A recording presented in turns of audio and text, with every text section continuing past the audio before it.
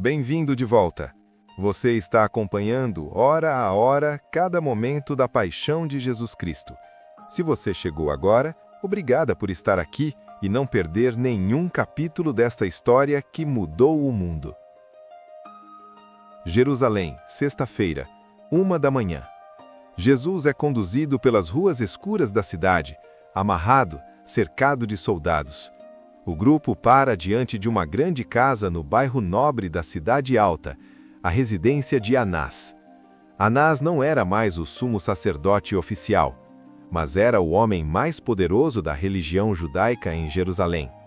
Havia sido sumo sacerdote por anos, e 5 dos seus filhos e o seu genro Caifás haviam ocupado o mesmo cargo depois dele.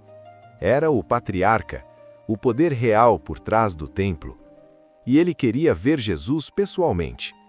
O interrogatório começa. Anás pergunta sobre os discípulos de Jesus e sobre a sua doutrina, tentando encontrar algo que pudesse ser usado contra ele.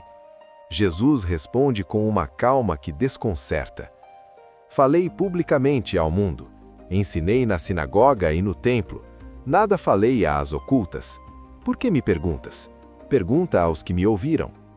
Uma resposta simples, direta e irrespondível.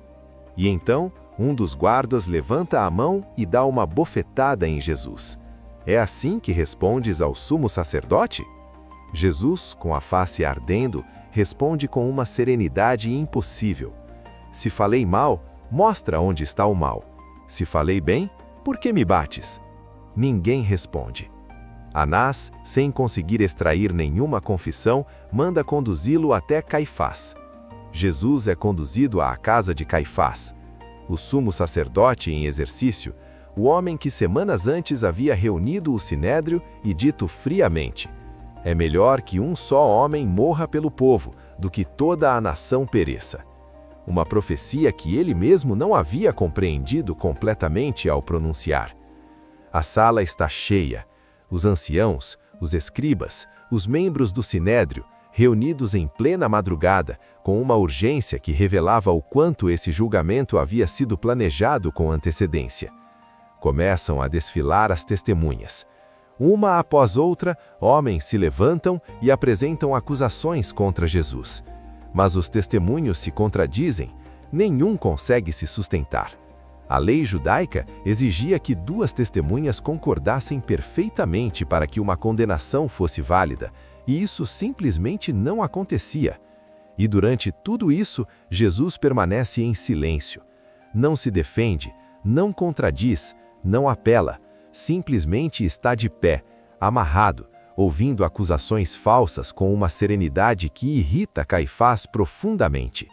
O sumo sacerdote se levanta e pergunta diretamente: nada respondes ao que estes testificam contra ti? Silêncio. Caifás, desesperado, lança a pergunta definitiva: conjuro-te pelo Deus vivo que nos digas se tu és o Cristo, o Filho de Deus. E Jesus, que havia permanecido em silêncio diante de todas as acusações, agora fala: tu o disseste, e eu vos digo, vereis o Filho do Homem sentado à direita do Todo-Poderoso e vindo sobre as nuvens do céu. Caifás rasga as vestes em sinal de escândalo. Blasfemou: que necessidade temos de mais testemunhas? A pergunta de Caifás ecoa pela sala. Que vos parece? E o sinédrio responde em uníssono: é réu de morte. 3 palavras, pronunciadas por homens que se consideravam os guardiões da lei de Deus, condenando o próprio Filho de Deus à morte. A ironia mais profunda de toda a história humana. E então, algo que nenhum tribunal civilizado permitiria, acontece ali mesmo, naquela sala, diante dos membros do sinédrio.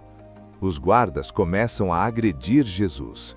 Cospem no seu rosto, cobrem os seus olhos com um pano, batem nele com os punhos fechados e zombam. Profetiza para nós, Cristo, quem foi que te bateu? Jesus não responde, não chama raios do céu, não invoca os anjos, não se defende. Recebe cada golpe em silêncio. Há algo que precisamos compreender neste momento. Aquelas mãos que batiam no rosto de Jesus, ele as havia criado. Aqueles rostos que cuspiam nele, ele os havia formado no ventre de suas mães. Aquelas vozes que zombavam, ele havia dado a voz a cada uma delas. E ainda assim, permanecia de pé, recebendo tudo, não por fraqueza, mas porque havia uma missão a cumprir, e nenhuma humilhação, nenhuma dor, nenhuma injustiça seria grande o suficiente para fazê-lo recuar. O amor de Jesus era maior do que tudo o que aqueles homens podiam fazer contra ele.